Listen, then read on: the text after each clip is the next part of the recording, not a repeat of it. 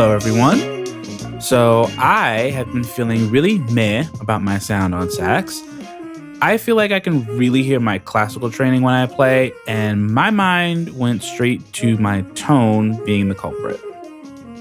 Looking back at the week, I have now come to realize that the answer is a bit more complicated than a tone issue, but figured now is as good as time as any to take stock and figure out what changes I'd like to make.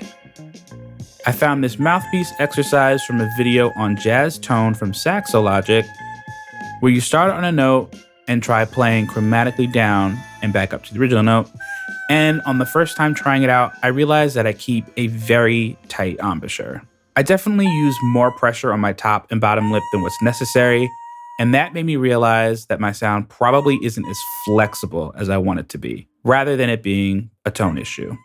I also broke out the Donald J. Sinta book, that's been gathering dust, on voicing, and interestingly enough, one of the first exercises is very similar to this one. It just starts on a lower note, thank goodness. So now I start my sessions with this exercise and play around with sounding very badly on my mouthpiece before I even put it on the horn. Voicing is something we all could be working more on, so I'm starting to break up my long tones with singing some notes as I go up the scale, just to make sure things are where they should be, especially in the mid-range. I feel like I have some trouble there. Just like with any technical exercise, I'm thinking hard about it while I'm doing it, and then it floats towards the back of my mind when I'm working elsewhere. I am not thinking about my throat muscles when I'm working on scales, for instance, which includes the F scale this week. I think I can handle one scale a week since I know most of them already. It's just a matter of playing them cleanly and up to speed. Aiming for about 120, 140 BPM on this instrument, and really nailing down the 7th chord patterns since those are a newer exercise for me. Business as usual otherwise. The tune we're looking at this month is a blues, and I'm happy to take a step back and spend the month thinking a little deeper on a form that I know very well. So for me, that means thinking more about the function each chord plays in the form, and we're going to try something new. We're going to try rolling in altered dominance on suggestion from the instructor of the sax group I'm in. You'll be the first to know how it goes, but wish me luck.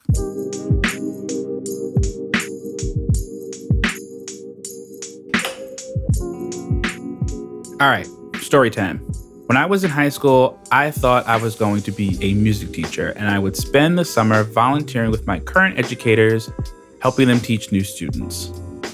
We had method books similar to the ones that I'm using for these instruments, and they all have this in common. They're written for folks who are new to the instrument itself and to music in general.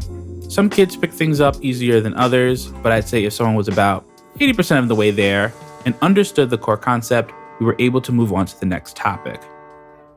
We knew that their intonation or their sense of rhythm or their articulation wasn't going to be perfect, but we moved on while reinforcing those things because that is just how learning an instrument works. You don't get it on day one. Last week I mentioned I was picking guitar and bass back up after a long break, and this week I was doing a lot of thinking on why I have a hard time keeping up momentum with them. And despite being in the same spot as these kids were when they first picked up their instruments, I treat myself a lot harder, to where it's a detriment. I don't move on in the book until I feel like I have a line 100% down, and it's no wonder why I take huge breaks and have super slow progress.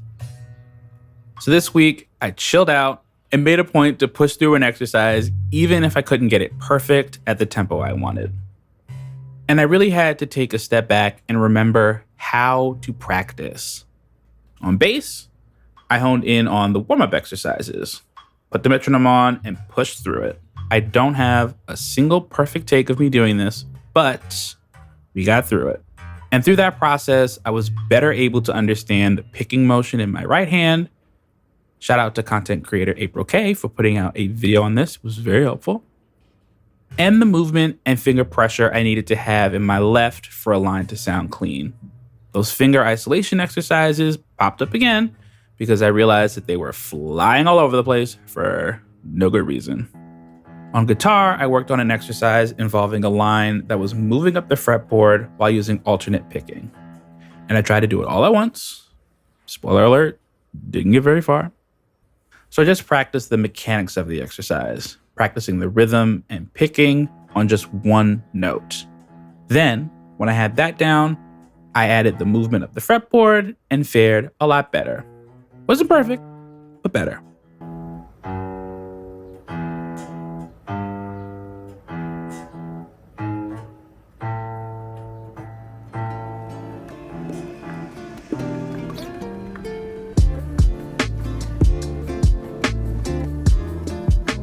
I'm still working on the C scale and arpeggios here. I think I'm going to shoot for about 100 BPM before adding the next key, and I think I can live with that pace.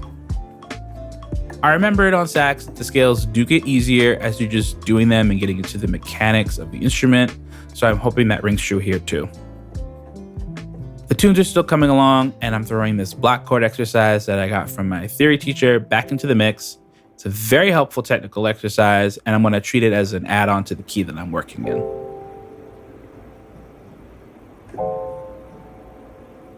I also realized that I am too hard on myself on this instrument as well. I always gravitate towards the books, doing exercises from the page to 100%, despite also having some fun ones for the ear too. Like this improv exercise my teacher left me with, where I incorporate some licks over a C and F7 chord pattern.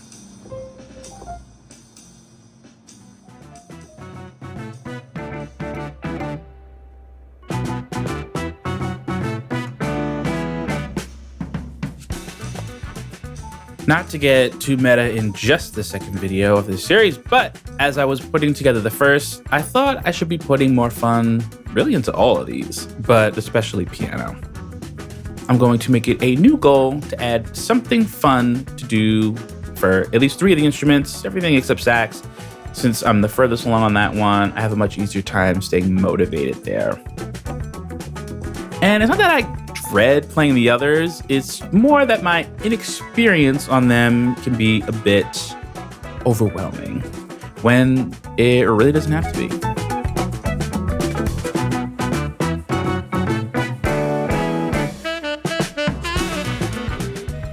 My favorite Maceo Parker album is Roots Revisited. Go check it out.